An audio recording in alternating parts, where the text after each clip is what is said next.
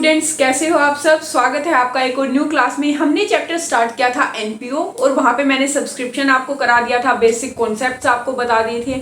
आज मैं आपको कराऊंगी कॉस्ट ऑफ कंज्यूमेबल गुड्स। ये क्या होता है, क्या कॉन्सेप्ट रहता है, कैसे कैसे एग्जाम में क्वेश्चंस पूछे जाते हैं, वो सब मैं कराऊंगी। लेकिन उससे पहले इंपॉर्टेंट न्यूज, चैनल को सब्सक्राइब कर लो, वीडियो को लाइक कर दो एंड शेयर कर दो अपने फ्रेंड्स एंड क्लासमेट्स के साथ। तो आइए करते हैं कॉस्ट ऑफ कंज्यूमेबल गुड्स।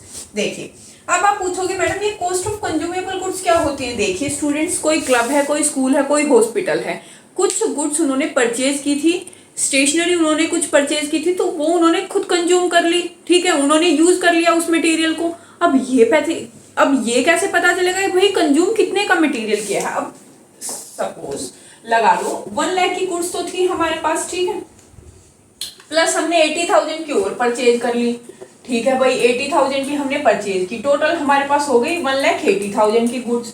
लेकिन लास्ट में क्लोजिंग स्टॉक की जब वैल्यू निकली, क्लोजिंग स्टॉक की वैल्यू निकली, तो वो निकली बच्चे 1,50,000 रुपए। अब भाई टोटल तो परचेज इतने की थी, ओपनिंग स्टॉक प्लस परचेज मिला के 1,80,000 की थी, क्लोजिंग स्टॉक की वैल्यू सिर्फ 1.5 लाख रुपए की निकली। मतलब ये 30,000 रुपए कहाँ गए। ये 30,000 रुपए की गुड्स बच्चे कंज्यूम कर ली, ठीक है, ये वही वैल्यू आ गई। तो इसको निकालने का फॉर्मूला क्या होता है, देखिए सभी स्टूडेंट्स नोट्स बनाने हैं आपको बच्चे साथ साथ। ओपनिंग स्टॉक प्लस परचेजेस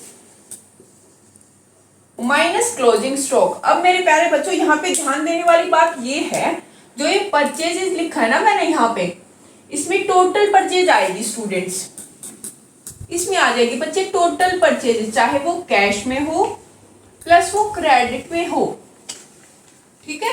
तो टोटल परचेज हम यहाँ पे नोट डाउन करेंगे। तो ये तो हो गया भाई, चलो ठीक है, हम इस फॉर्मूले की हेल्प से निकाल लेंगे, लेकिन अकाउंट बनाना भी तो आना चाहिए कॉस्ट ऑफ कंज्यूमेबल गुड्स का। भाई अकाउंट्स बनाना नहीं सीखेंगे तो कहाँ सीखेंगे।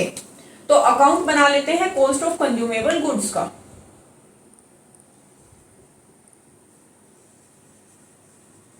Cost of consumable goods account कैसे बनेगा भाई, फॉर्मेट तो सेम ही रहेगा, फॉर्मेट थोड़ी ना चेंज होगा,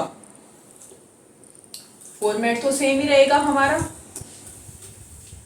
चलो अब देखिए स्टूडेंट्स, यहाँ पे हम क्या लिखेंगे, टू बैलेंस बीडी। यहाँ पे है ओपनिंग स्टॉक मेरे प्यारे बच्चों, ओपनिंग स्टॉक हम यहाँ पे लिख देंगे जो भी वैल्यू होगी, ठीक है। फिर हम लिखेंगे टू बैंक या फिर कैश, हमने परचेज किया है कुछ कैश में या फिर बैंक से पेमेंट की है, ठीक है। टू क्रेडिटर्स, हमने अगर क्रेडिट में परचेज किया है तो वही क्रेडिटर्स बन गए हमारे स्टूडेंट्स। अगर हमने क्रेडिट में उधार में परचेज किया है तो क्रेडिटर्स बन गए हमारे, वो अमाउंट यहाँ पे आ जाएगी, ठीक है। अब चलो भाई ये तो आ गया। अब यहाँ पे क्या लिखेंगे, यहाँ पे लिखेंगे बाय बैलेंस सीडी।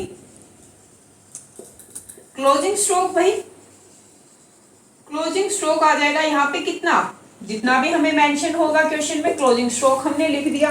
अब यही सारी चीजें आएंगी, देखो या तो आप फॉर्मूले की हेल्प से भी कर सकते हो स्टूडेंट, या फिर आप अकाउंट बना सकते हो। तो ये सारी चीजें हो गई भाई, ओपनिंग स्टॉक को ऐड किया, परचेजेस को ऐड किया, टोटल परचेजेस को ऐड किया, माइनस कर दिया क्लोजिंग स्टॉक को, क्या निकल गया हमारे पास, by income and expenditure account cost of consumable goods, ठीक है। कॉस्ट ऑफ कंज्यूमेबल गुड्स हमारे पास यहाँ पे बैलेंसिंग फिगर निकल के आ गई। तो ये था हमारा अकाउंट। आई थिंक इसमें तो किसी भी स्टूडेंट को दिक्कत नहीं होगी, ये तो सबको इजीली समझ में आ गया होगा कि ये कैसे फाइंड आउट करते हैं। चलो अब मैं करती हूँ इसको इरेज।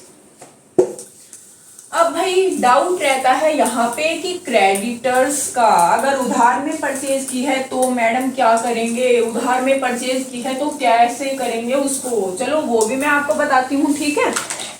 आइए अब देख लेते हैं यहाँ पे।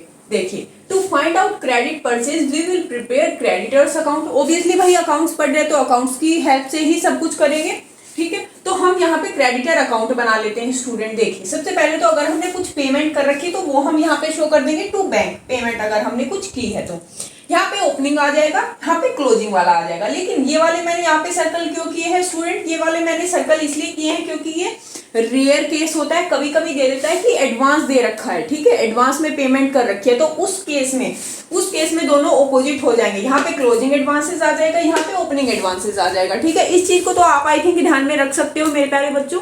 तो इतना तो आपको समझ में आ गया होगा कि क्रेडिटर्स अकाउंट कैसे बनाते हैं, फॉर्मूला की हेल्प से कैसे कैलकुलेट करते हैं। तो आज की क्लास में बस छोटी सी ही रखूंगी, इतना ही कॉन्सेप्ट आपको मुझे बताना था कॉस्ट ऑफ कंज्यूमेबल गुड्स का। अब नेक्स्ट क्लास में एक लॉन्ग क्वेश्चन करूंगी जो एग्जाम में एग्जामिनर हमेशा आपसे पूछता है, ठीक है, तो वो मैं आपके साथ डिस्कस करूंगी। आज की क्लास के लिए इतना ही, मिलती हूँ आपसे नेक्स्ट क्लास में। चैनल को सब्सक्राइब कर दो, वीडियो को लाइक कर दो, शेयर कर दो अपने फ्रेंड्स एंड क्लासमेट के साथ। Bye students.